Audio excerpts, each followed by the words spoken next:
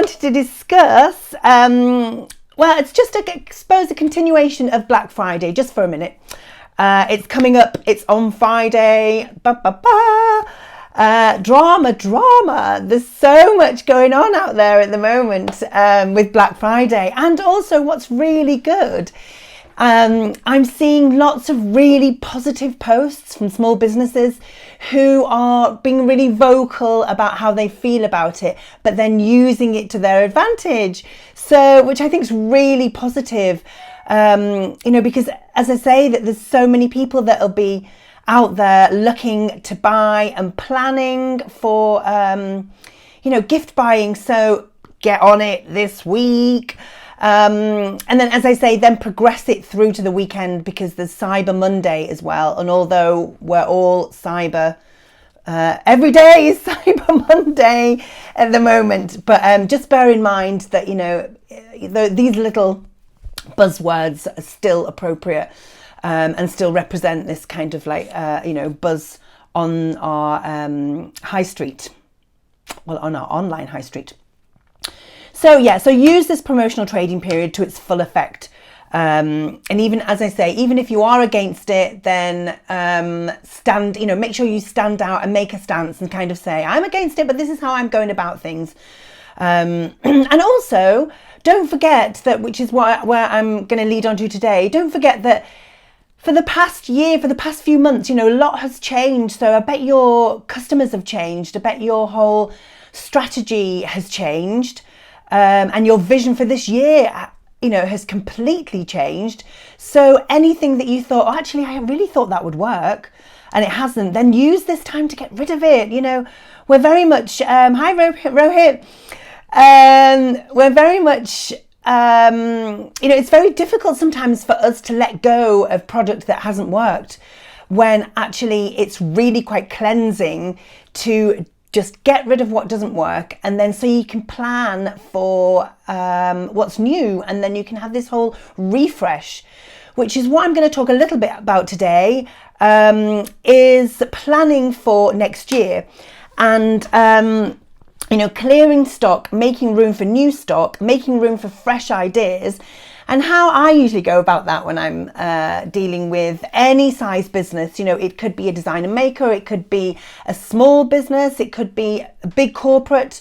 And what I like to do is to look at a SWOT analysis. Now, I've done a blog post on this a couple of years ago, but it's still available. So it's on ruthlawrenson.com, and just go onto the side menu and click on blog. And you'll see my SWOT analysis blog. Now, I know sometimes that phrases like that make people kind of go, no, corporate language, run away. But, if you don't want to see it as a SWOT analysis, then think of it as reflect and review, which is a lot more holistic, I think. Because it's about being honest with ourselves. And just to go back to what SWOT means, in case you didn't know, it's strengths, weaknesses, opportunities, and threats. And it is a really good way for us to look at how we're doing, what has worked and what hasn't. And then, so it's you can get really deep into whether your promotions have worked, whether your any newness worked, whether that you've changed the way you speak to your customers. Did that work? Just little tiny differences within how you engage with your customer, or how you look at your product, or, it doesn't, a SWOT and a reflect and review isn't always just about product. It's about how you work. And then it's about how you want to improve on that going forward. So improving on that for when you're planning, and being really specific about how you can capitalize on what's worked, and really specific about chucking out what doesn't work, and trying to improve on ways of working, and trying to find out how you could possibly change things, and change things for the better based on what didn't work last time. So I do this a lot with people. So, I always say that I offer power hours, or you can work with me directly. Ping me an email at ruth@ruthlawrenson.com, or send me a direct message. But yeah, have a look at the blog, because it really details how to go about it, and also the effect of doing something like this, you know, the positive effect of being able to reflect. Oh, bit of a wrap there. Bit of a wrap on a Monday. So yeah, but it's kind of, I really feel that if you can be really honest with yourself and look at how you've worked, look at some product that you've decided to launch at the beginning of this season, you know, you did your Christmas and then maybe you did some gift wrapping and you kind of think, well, actually that isn't working. So, or, you know, maybe you did something at the beginning of lockdown and thought, oh my God, that was so amazing. So, you know, but it's just a chance to look at your weekly and monthly sales figures, any increases, any uplifts, and what we call in the trade peaks and troughs. So this is how you can then really plan based on what has worked and what hasn't. So based on your SWOT analysis, you can then pull out what it is that's good, chuck out what it isn't, and then come up with a strategy for next year. So, and then you can tweak it so that it's seasonal, or if anything's been really good and you kind of think, actually, I can now put that into my core business, then make sure that you really concentrate on that core business because it's worked before. So why not delve deeper into something? So to be able to look at this and be able to create a spreadsheet for it. I love a spreadsheet, but you can even just get a piece of paper and make a box and then just put strengths, weaknesses in each box, opportunities and threats. And you'll find that a lot of the time where there's an opportunity, there could be a threat. So it's how you sort of balance out where you see yourself growing in an area that actually what are the threats that might impinge that happening. But it allows you to see it's in front of you and then create the strategy of actually that really worked. So I think we'll kind of focus on that. And it could be, again, it could be just something really simple that you focus on for the next year. And again, bearing in mind that with your trading strategy and your promotional strategy for the next season, you've then got from the end of January, you've got February, March, April, May, June, July, August, or the beginning of August into spring, summer. So then you can start to plot as to what worked this time in this spring, summer, as to what can then be capitalized on and optimized for next year.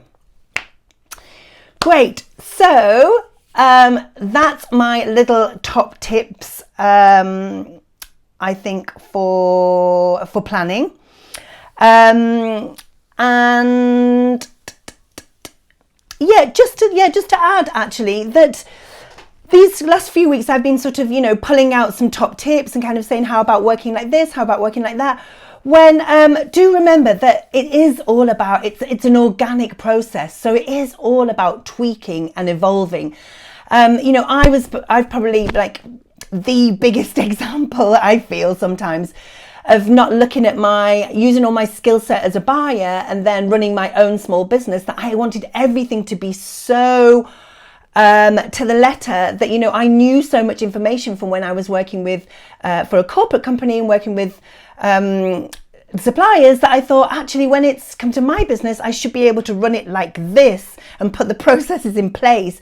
But as we know, running our own business, it doesn't work like that. There are moments where we need to kind of think, I need to react really quickly. So do remember that it's an organic process, that we are evolving and we're learning all the time. And it's good to learn, you know, pats on backs and encouraging yourself to think, well, this is why, you know, doing a SWOT is so good, because it's really good if we look at what has worked well as what hasn't worked well, and just really, you know, encourage ourselves to just capitalize on that.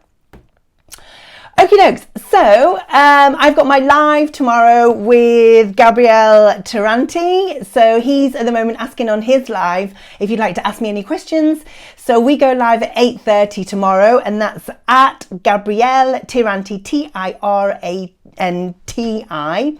That's 8:30 tomorrow night. And then also this Friday, I've got Janine Newman from Assembly Market, who's fashion style guru. Janine's amazing photographer as well, and extraordinary lady who I've got to know through COVID and helping each other. So I'm chatting to her on Friday. Woohoo! Give me a break from speaking too much. And What else?